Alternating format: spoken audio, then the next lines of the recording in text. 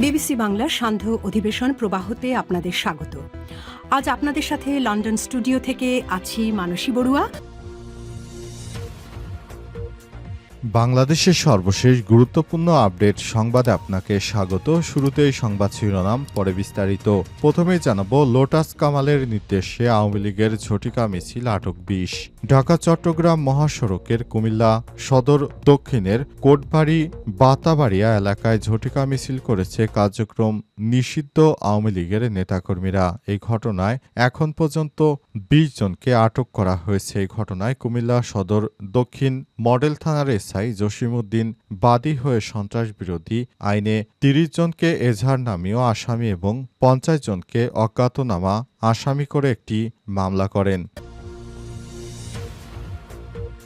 এরপর জানাবো, রাবিতে পোষ্য কোটায় স্থগিত রাকসু নির্বাচন যথাসময়ে অনুষ্ঠিত হবে। রাজশাহী বিশ্ববিদ্যালয়ের রাবিতে পোষ্য কোটায় স্থগিত ঘোষণা করেছেন উপাচার্য। এই ঘটনার পর বিশ্ববিদ্যালয়ের শিক্ষকেরা রাগে ক্ষোভে কমপ্লিট শাটডাউন কর্মসূচি পালন করছেন। এদিকে ডক্টর ইউনূসের সফরে জাতিসংঘে যাচ্ছে জামাত নেতা ডাক্তার তাহের এবং তার সঙ্গে যুক্ত হয়েছেন যুক্তরাষ্ট্রে বসবাসকারী বাংলাদেশ জামাত ইসলামের spokes person doctor Nakibur Rahman. আজ জামাতের কেন্দ্রীয় প্রচার বিভাগ থেকে বিষয়টি নিশ্চিত করা হয়েছে।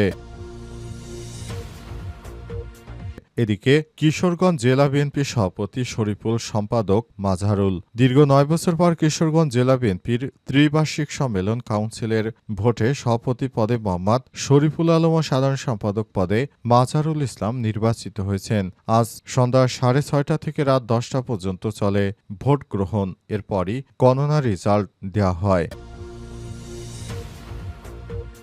এবং সর্বশেষ জানাবো, গাইবান্ধায় এক সপ্তাহে ১৫ জনের মরদেহ উদ্ধার, স্থানীয়দের উদ্বেগ। গাইবান্ধায় গত এক সপ্তাহে ১৫ জনের মৃত্যুর খবর পাওয়া গেছে। এর মধ্যে পারিবারিক কলহ, হতাশা সহ বিভিন্ন কারণ ছাড়াও স্বামীর হাতে স্ত্রী খুন, প্রেমে ব্যর্থতায় নদীতে ঝাঁপ দিয়ে আত্মহত্যার ঘটনাও রয়েছে। এসব ঘটনায় চরম উদ্বেগ প্রকাশ করেছে স্থানীয়রা। প্রিয় দর্শক, এতক্ষণ শুনছিলেন সংবাদ শিরোনাম, এবারে বিস্তারিত।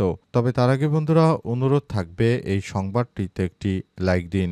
এই চ্যানেলে আপনি নতুন হয়ে থাকলে আমাদের সংবাদটি দেখতে দেখতে চ্যানেলটি সাবস্ক্রাইব করে রাখুন। কমেন্ট করে বন্ধুরা আপনার মূল্যবান মতামত জানিয়ে দিন আপনি বিশ্বের কোন দেশ থেকে বা বাংলাদেশের কোন স্থান থেকে আমাদের সংবাদটি দেখছেন এবং শুনছেন। এবারে বিস্তারিত।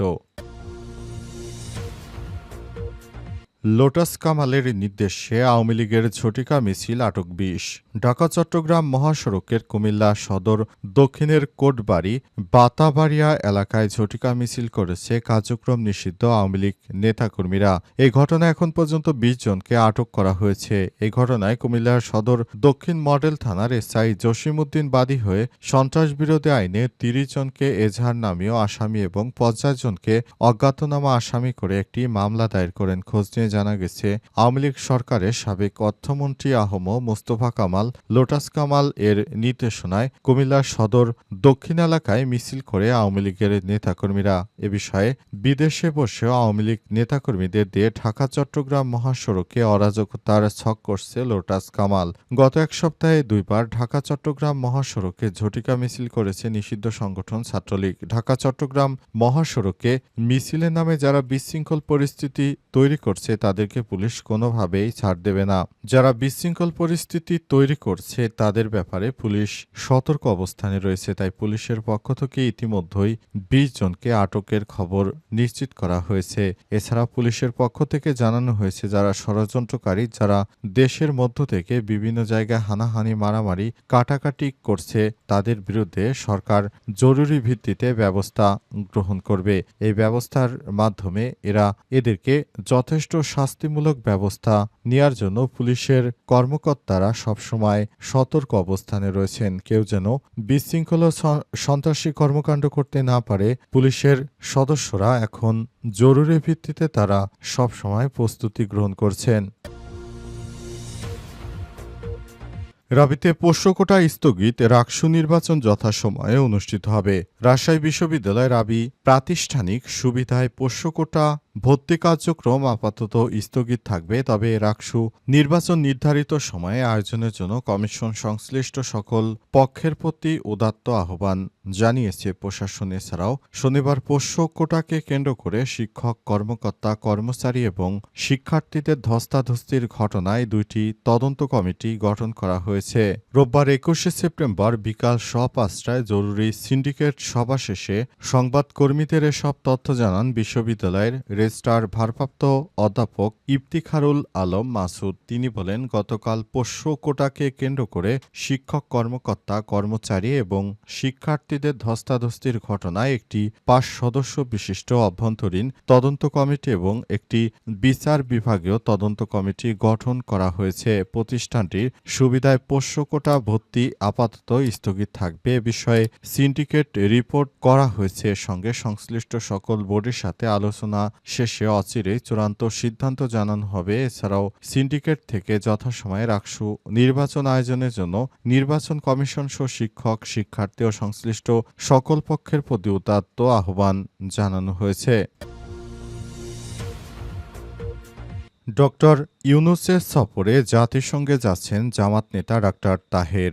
বাংলাদেশ জামাত ইসলামের নায়েবে আমির, সাবেক এমপি ডাক্তার সৈয়দ আবদুল্লাহ মোহাম্মদ তাহের অন্তর্বর্তীকালীন সরকারের প্রধান উপদেষ্টা অধ্যাপক ডক্টর মোহাম্মদ ইউনূসের সফরসঙ্গী হিসেবে রোববার রাতে জাতিসংঘ সাধারণ পরিষদের ৮০তম অধিবেশনে যোগ দেওয়ার জন্য যুক্তরাষ্ট্র সফরে যাচ্ছেন। ডাক্তার সৈয়দ আবদুল্লাহ মোহাম্মদ তাহেরের সঙ্গী হিসেবে যুক্তরাষ্ট্রে যাওয়ার জন্য যুক্ত হবেন যুক্তরাষ্ট্রে বসবাসকারী বাংলাদেশ জামাত ইসলামের spoke person doctor Nakibur Rahman. জামাতের কেন্দ্রীয় বিচার বিভাগ থেকে রোববার সন্ধ্যায় তথ্য নিশ্চিত করা হয়েছে।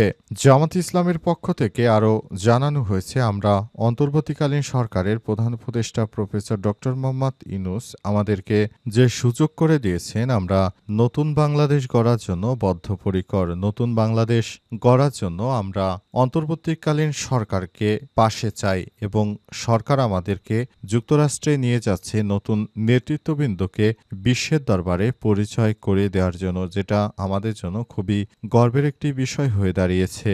এই বিষয়টির মাধ্যমে আমরা ডক্টর মোহাম্মদ ইউনূস সরকারকে ধন্যবাদ জানাই। আগামীতে বাংলাদেশ জামাত ইসলামের অগ্রগতি, অগ্রযাত্রা আরও সুদূর প্রসারী হবে বলে মন্তব্য করেছে বাংলাদেশ জামাত ইসলাম।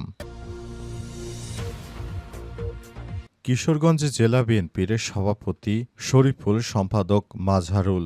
দীর্ঘ 9 বছর পর কিশোরগঞ্জ জেলা বিএনপির ত্রিবার্ষিক সম্মেলনে কাউন্সিলরদের ভোটে সভাপতির পদে মোহাম্মদ শরীফুল আলম ও সাধারণ সম্পাদক পদে মাজহারুল ইসলাম নির্বাচিত হয়েছেন। গত শনিবার 20শে সেপ্টেম্বর সন্ধ্যা 6:30 থেকে রাত 10টা পর্যন্ত চলে ভোট গ্রহণ। পরে ভোট গণনা শেষে গভীর রাত 2টার দিকে ফলাফল ঘোষণা করে বিএনপির জাতীয় নির্বাহী কমিটির যুগ্ম মহাসচিব হাবিবুন নবী খান সোহেল ত্রিবার্ষিক সম্মেলনে নির্বাচন অনুষ্ঠানের জন্য দায়িত্বপ্রাপ্ত প্রধান নির্বাচন কমিশনার ও জেলা জাতীয়তাবাদী আইনজীবী ফোরামের আহ্বায়ক অ্যাডভোকেট মিজানুর রহমান এসব তথ্য নিশ্চিত করেছেন। তিনি জানান, সভাপতি পদে মোহাম্মদ শরীফুল আলমে 1522 ভোট পেয়ে বিজয়ী হয়েছেন। তার নিকটতম প্রতিদ্বন্দ্বী রুহুল হোসাইন পেয়েছেন 197 ভোট। এই পদে বাতিল হয় 120 ভোট। অন্যদিকে সাধারণ সম্পাদক পদে মাজহারুল ইসলাম 1159 ভোট পেয়ে বিজয়ী হয়েছেন। তার নিকটতম প্রতিদ্বন্দ্বী খালেদ সাইফুল্লাহ সোহেল পেয়েছেন 611 ভোট। অপর দুই প্রার্থী সাজ্জাদুল হক ভোট পেয়েছেন 60টি এবং শফিকুল আলম রাজন 30 ভোট পেয়েছেন। এই পদে বাতিল হয়েছে 33টি ভোট। কিশোরগঞ্জ জেলার 13টি উপজেলা ও 8টি পৌর কমিটির মোট 2090 জন কাউন্সিলর ব্যালটের মাধ্যমে ভোট দেন। গতকাল রাতে ভোট গ্রহণের আগে শনিবার দুপুর 12:30টায় জেলা শহরের পুরাতন স্টেডিয়ামে ত্রিবার্ষিক সম্মেলনের উদ্বোধন করা হয়।